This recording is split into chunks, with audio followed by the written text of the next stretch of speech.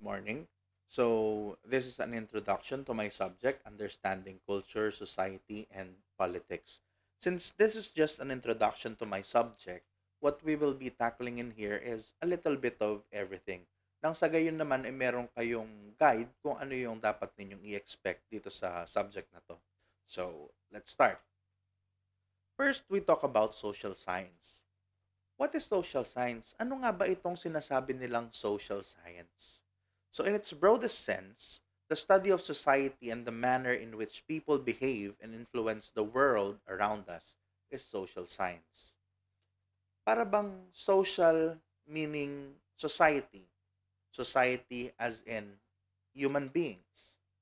And then the word science meaning facts or the systematic study of a thing, social science. Okay? Now, we seek to understand the nature of people and society. What does it mean to become human?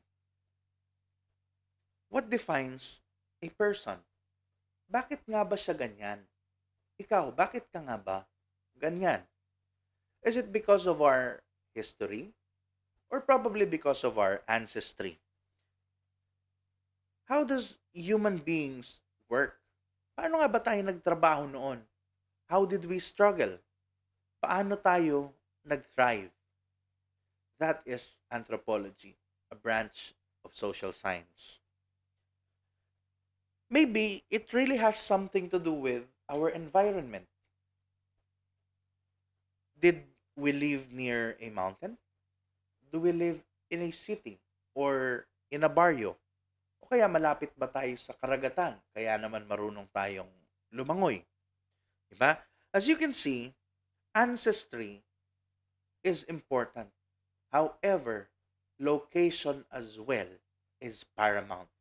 When we speak of location, that is now geology, another branch of social science. Next, what is the person like? Is he a man or a woman? What is her race? Ano lahi niya? Ano nga rin ba yung kanyang religion? Now, you see, man cannot live alone. Kaya nga usong-uso yung sinasabi nila, di ba? No man is an island. This is where man needs a community. Ano ibig sabihin nun? Marami tayo, hindi tayo pwedeng mag-isa lang. Hindi kayang mabuhay ng tao nang siya lang mag-isa. He needs other people as well. But however, since we are a community, this is where the influence of other people kicks in. What does that mean? Ibig sabihin kung ano man yung ginagawa mo sa buhay, meron ding kinalaman yung ibang tao dahil meron silang impluensya sa'yo. For example, you ask yourself, mahal mo nga ba talaga yung boyfriend mo? Ikaw ba talaga yung may gustong sagutin siya? Probably, ngayon, dahil matagal na kayo, mahal mo na. Because, pwede namang matutunan yung pagmamahal. Pero, ito ang pinakaisipin ninyo. Sinagot mo ba siya dahil mahal mo talaga o dahil sa impluensya ng barkada? Dahil yung barkada o mga kaibigan mo gusto siya para sa'yo. That is what you call peer pressure. You see, we need other people. But then, pag nandyan sila, meron tayong nakukuhang impluensya galing sa kanila. That is now sociology, another branch of social science. Wait, a community? Ibig sabihin marami. Who is in charge? Sino yung nagme-maintain ng peace and order? That is why we need leaders. Leaders who will lead the community and put us in check. That is now political science, another branch of social science. So, as you can see, maraming iba-ibang branches ng social science talaga. Ang nabigay ko sa inyo example is anthropology, geology, sociology, political science, and many more. Okay?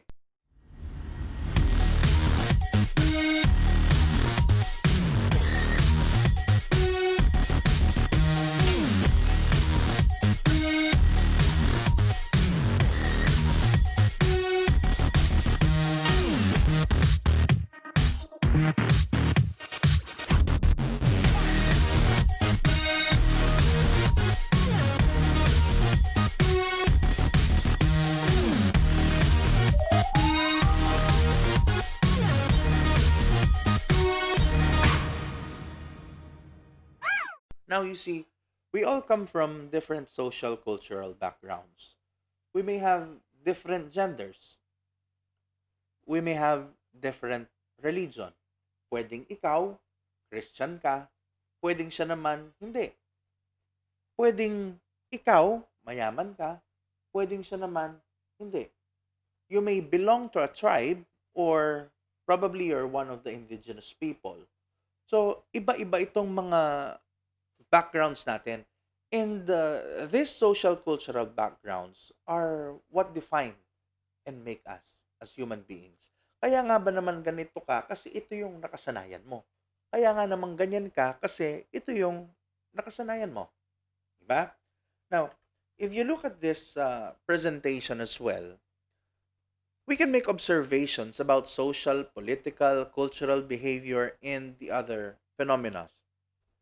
In the first picture here, you can see uh, a woman na meron siyang mahabang leeg. We may find it distracting kasi hindi naman tayo kabilang dun sa kulturang kinabibilangan niya. Pero sa kanila, that culture is actually good. Kung sino yung mas mahabang leeg sa kanila, mas maganda, mas mayaman. Yun ang tingin nila sa kanilang kultura. Ah, sa sobrang haba nung leeg ng mga ito, pag tinanggal yung nasa neck nila, it's possible na they would die. Kasi sobrang haba, wala nang magsusupport nung kanilang neck. Paano nga ba nila napahaba ng ganyan yan? Magmula nung bata pa lang sila, naglalagay na sila ng mga rings around the neck. Tapos dagdag ng dagdag hanggang humaba sila ng ganyan. Yung iba nga naman, mahilig sa tattoos. Diba? Sa ating mga Pinoy, hindi pa masyadong accepted hanggang ngayon siguro pag meron kang tattoo. Ang tingin nila sa'yo, masamang tao, galing ka sa bilangguan, and so on.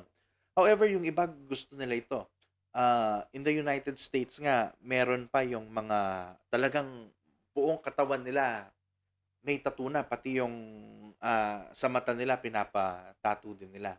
Others, they have body modifications, pinapagawa nilang parang leopard yung sarili nila or other animals, tiger, and so on. But it's their culture. Bakit ganun ang nagustuhan nila? Siguro, it has something to do with how they grew up. Okay? Tayo naman, tignan nyo yung next picture dyan. Meron yung mga tambay. Di ba? Yung mga Pilipino, mahilig tumambay daw. Inuman lang sa kanto, kasama mo yung mga kapitbahay, kabarkada mo, and so on. It's the culture of the Philippines already. Di ba? The other pictures, behaviors and phenomena, meron tayo dito yung mga nagrarally. Di ba?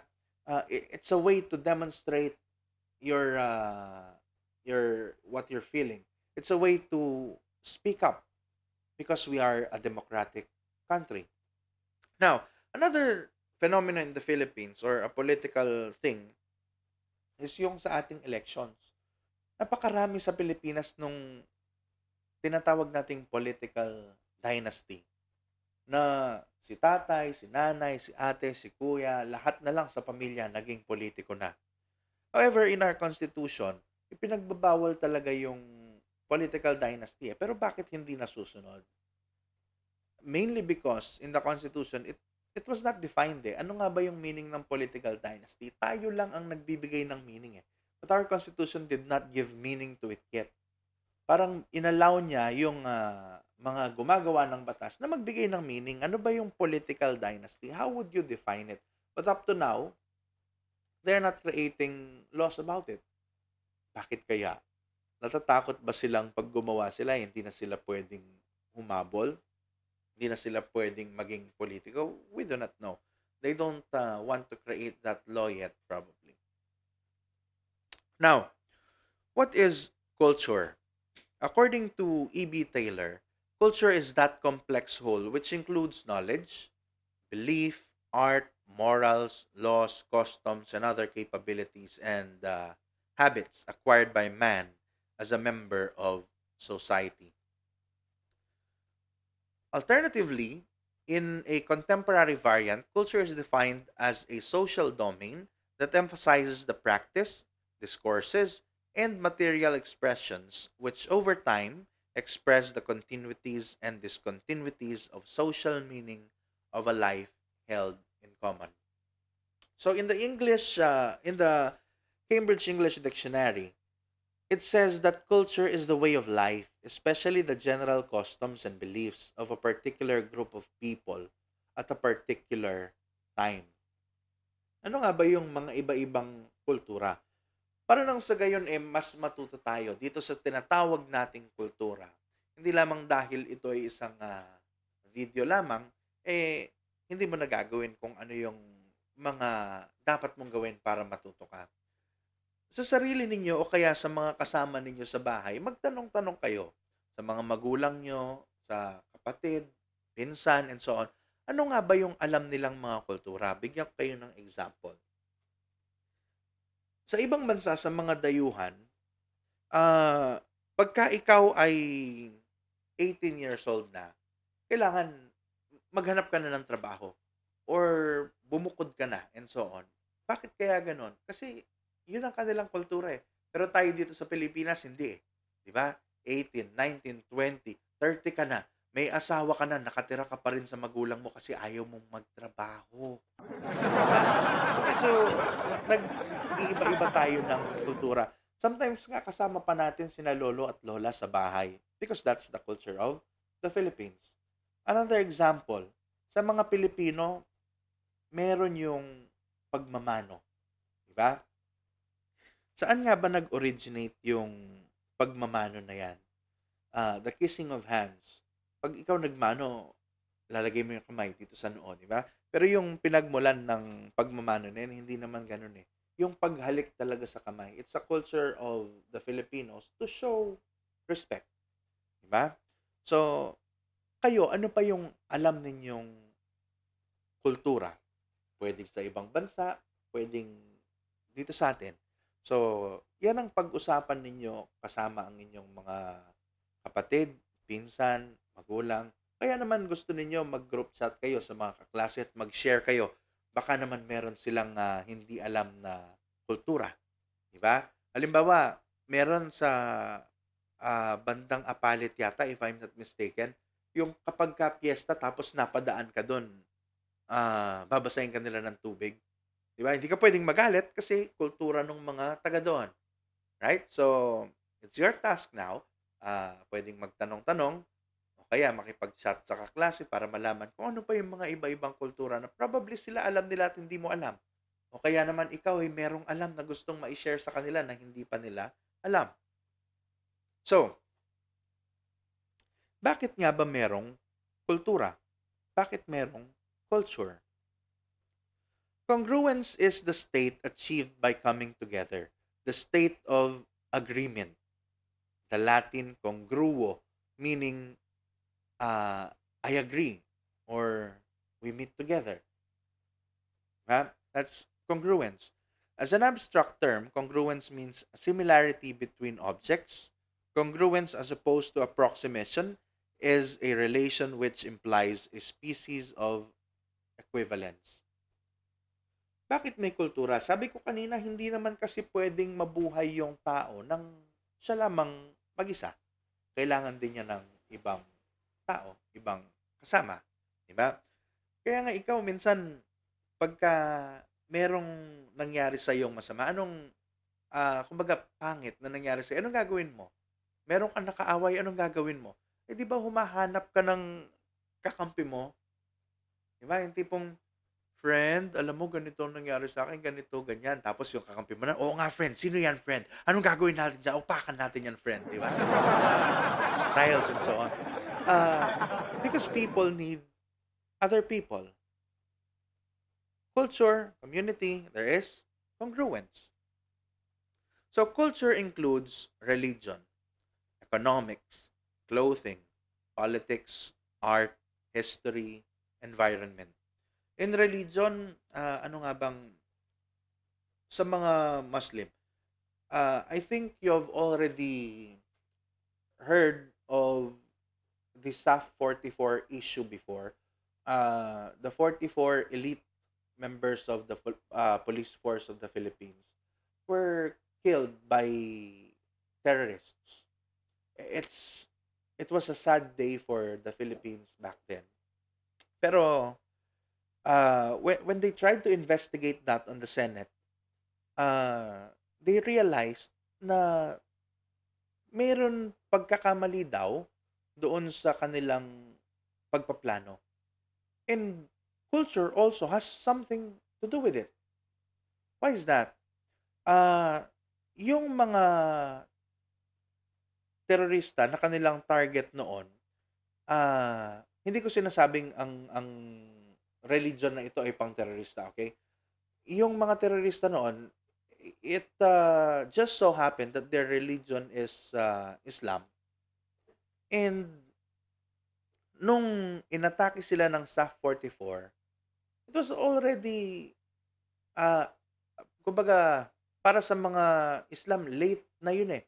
Dahil umaga, ang mga Islam kasi, nagdarasal yan. May mga certain time na sila ay nagdarasal, ano? Ah, hindi ba alam nung nagplano na sa ganitong oras, gising na sila at nakapagdasal na sila and so on and so forth. So, if they were aware of their culture, that probably did not happen. Diba?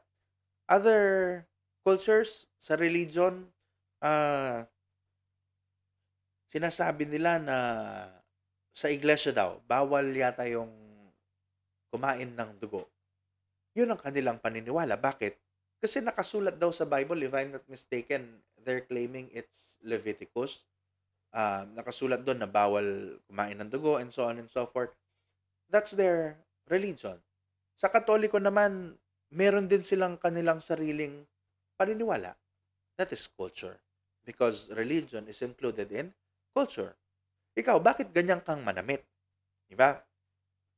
Pwede ka bang lumabas tapos ang suot mo naka ano ba yung sinusuot ng mga taga malalamig na lugar? Talagang patong-patong na jacket, lalabas ka sa Pilipinas, tapos naka-gloves ka pa and boots, yung furry boots ang suot-suot mo. Di ba parang parang kakaiba eh, no? Hindi pwede. Bakit? Kasi nasa Pilipinas kaya, kultura natin dito eh, ganito ang suot eh. At saka, yung weather sa Pilipinas, mainit tapos ganun ang isusuot mo. Iba din. No? Iba din naman yung lugar natin dito sa Pilipinas, yung ating environment, iba din sa ibang bansa. So, culture includes all of these things: religion, economics, clothing, politics, art, history, and environment.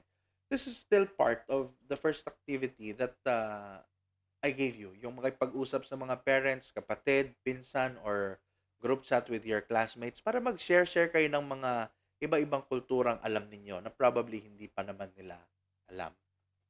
So, next thing is society. What is society? A society is a group of people involved in persistent social interaction, or a large social grouping sharing the same geographical or social territory, typically subject to the same political authority and dominant culture expectations. When we speak of the society, ito yung makakasama natin sa ating uh, lugar, ano? In the same geographical or social territory.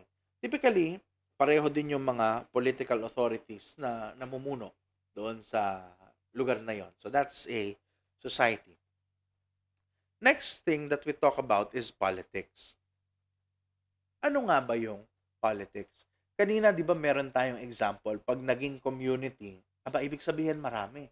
Kapag marami, may possibility na magkakaroon ng gulo. That is why we need leaders to put us in check, to maintain peace and order. Okay? So, politics is the process of making uniform decisions, applying to all members of a group. It also involves the use of power by one person to affect the behavior of another person. Politics meaning, ito ay isang proseso ng paggawa ng desisyon. At pag ikaw bilang isang leader ng grupo, kailangan kung ano yung desisyon na ginawa mo, i-apply mo ng pantay-pantay sa buong grupo. Okay? And it involves the use of power. Ikaw ay merong kapangyarihan na magbigay sa kanila ng desisyon. At yung kapangyarihan yon makakaapekto doon sa behavior ng ibang tao. It also refers to achieving and exercising positions of governance, organized control over a human community, particularly a state. So, that is politics. In the Philippines, meron tayong ganyan din eh. Diba? By the way, when you speak of politics, according to Aristotle, man is a political animal. What does that mean? It means man is political in nature.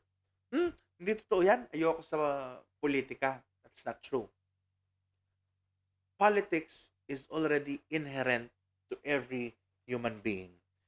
The moment you make a decision in life, that has something to do with politics already. Okay? So, we must understand politics to be able to participate to it better. So, how do we understand politics? Meron tayo dito sa Philippine government and politics. Sikat na sikat pagka nag-search ka ng word na law, politics, and so on, ang lumilitaw na picture ay yung timbangan. Di ba? Bakit kaya? In the Philippines, that is also applicable. Ano nga ba yung nilalagay mo doon sa magkabilang timbangan? In the Philippines, we have what you call the 1987 Constitution. It's the highest law of the land. Probably you've already heard of it because meron na kayong subject na Philippine politics and governance. So, naituro na siguro sa inyo ng teacher nyo yon. So, ano yung nilalagay dito sa magkabilang timbangan na ito? On one side, there is power. On the other side, rights.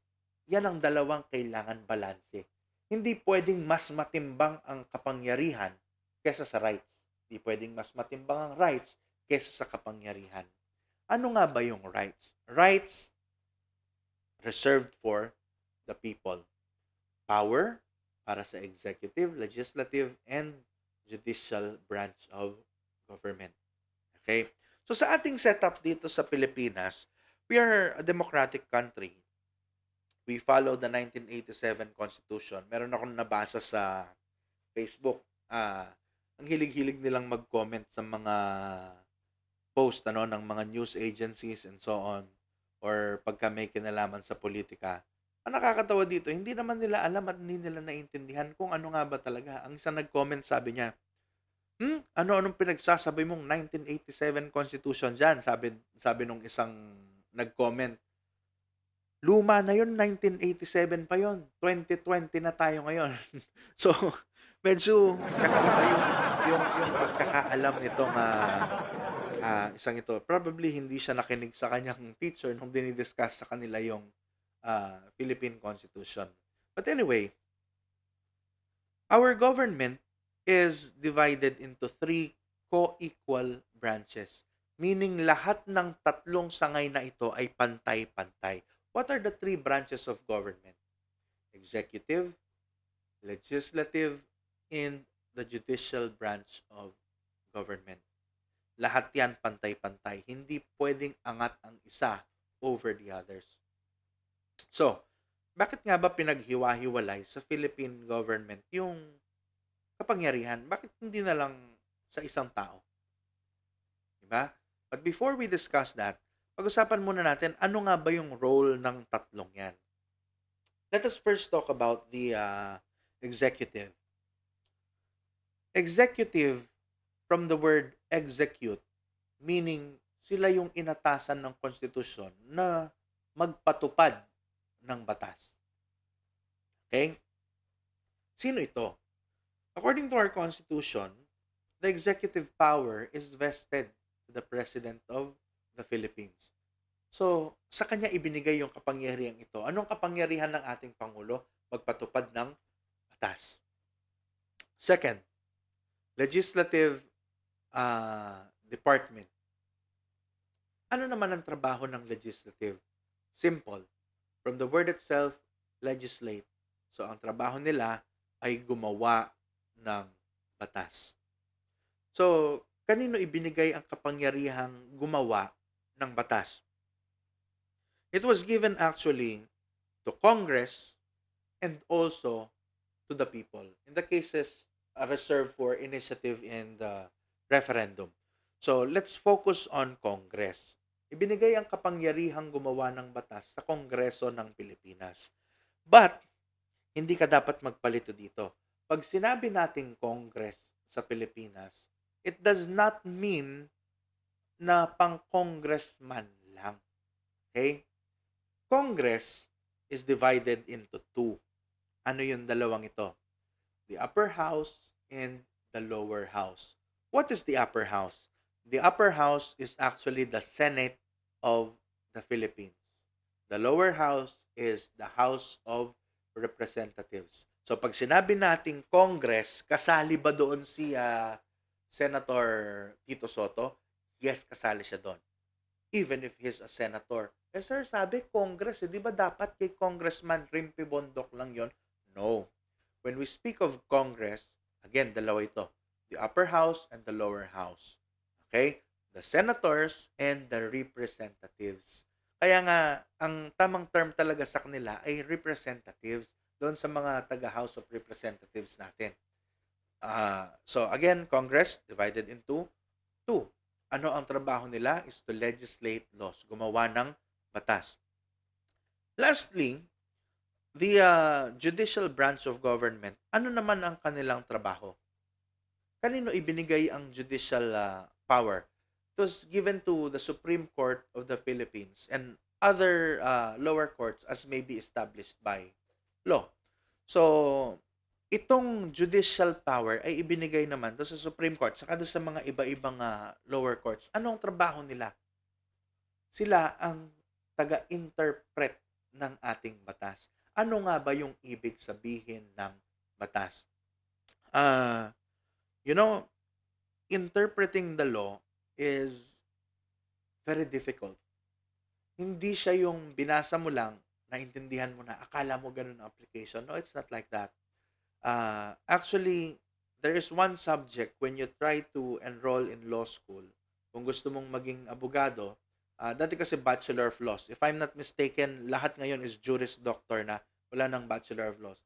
There is a particular subject there, statutory construction, para tinuturuan ka kung paano mag-interpret ng batas. At malalaman mo doon na hindi lang pala basa, tapos kung paano yung pagkakaintindi mo, akala mo yun na yung batas, no? It's a bit complicated to interpret the law. Kaya yung mga Facebook judges and lawyers natin, medyo kakaiba. Nakakatawa nga pag nagbabasa ako ng mga comment dahil kala nila ganun ang interpretation ng batas na ganito, yun pala hindi nila alam mali ang kanilang pagkakaintindi. Pero you cannot argue with them. Dahil yun na yung alam nila, akala nila tama pero it's wrong. Again, the three co-equal branches, executive, legislative, and the judicial branch. So, executive, tagapagpatupad, legislative, taga-craft or tagagawa ng batas, and judicial, taga-interpret. Hiwa-hiwalay ang kapangyarihan nila. Ibig sabihin, si executive hindi pwedeng gumawa ng batas. Si legislative hindi magpapatupad ng batas. Si judicial hindi magpapatupad ng batas. Hindi rin siya gagawa ng batas. Ano ang trabaho niya? Mag-interpret lang. So, it's like this. For example, I am a senator and gumawa kami ng batas. It is possible na yung ginawa kong batas, what I had in mind when I crafted that law, biglang magiging iba yung interpretation ni judicial branch. That is very possible. Especially kung yung batas pwedeng maraming meaning or interpretation ang maibigay. So they would use statutory construction to figure it out. Hindi kung ano yung gusto ko, yun ang mangyayari. That's not within my power. Hindi naman ako yung taga-interpret kasi sila. Okay? Bakit ginawang ganun sa Pilipinas? Bakit tatlo? Simple. It's really for the principle of checks and balances. Para walang isang departamento na lumamang, isang departamento na mag-abuso sa kanilang kapangyarihan. Kaya hiwa-hiwalay. Para sila, ang idea nitong 1987 Constitution is for them to check themselves. Okay? Bawal yung ginagawa mo. May magsasabi, oh, hindi tama yung ginagawa mo. Bakit? Kasi ka-level nila yun eh. Sila ang mag-check sa isa't isa. O ikaw, mali na rin ang ginagawa mo. Hindi katulad ng pag nasa iisang tao lang, yung tatlong kapangyarihan, aba, kung ano na lang yung gusto ko. O gusto kitang ipahuli ngayon. Kaya ko bang gawin yon kung ako yung presidente? Halimbawa, nasa iisang tao lang ha, nasa presidente lang ang kapangyarihan ng executive, legislative at saka judicial. Papahuli kita ngayon. Tapos, hinuli ka ng mga pulis. Sinabi mo, wala naman po akong ginagawang mali. Hindi, gusto ko meron kang ginawang mali. Isusulat ko yung batas ngayon din. Pinahuli kita. Kasi ako na rin yung may kapangyarihan eh. Nasa iisang tao na lang lahat. Kanino ka magrereklamo? Sa korte? Eh, ako rin ang korte. Nasa iisang tao lang. So, kung anong gusto ko, yun lang. It's hard. That is what happens when there is martial law. Back then, it was not 1987 Constitution back then. Okay? Iba yung pagkakasusulat ng Constitution noon. So, kung nasa iisang tao lang kapangyarihan, medyo delikado ito. Hindi ito maganda. Okay? Now, let me give you an example para mas maintindihan nyo pa yung executive, legislative, and judicial branch. This is a hypothetical situation. For example, there is a CCTV that you have watched. No? Napanood mo sa balita itong CCTV footage na ito. Merong isang babae na sa CCTV ang kanyang itsura stressed, distraught, wala na siya sa sarili. Tapos bigla-bigla siyang tumalon doon sa, let's say, riles ng tren. Tapos bigla, syempre, yung tren, tinamaan siya. Namatay yung babae. Or, let's say, medyo malala yung kanyang natamong mga sugat. Ano ang ginawa ng mga pulis? Ang ginawa ng mga pulis ay hinuli yung nagmamando ng tren.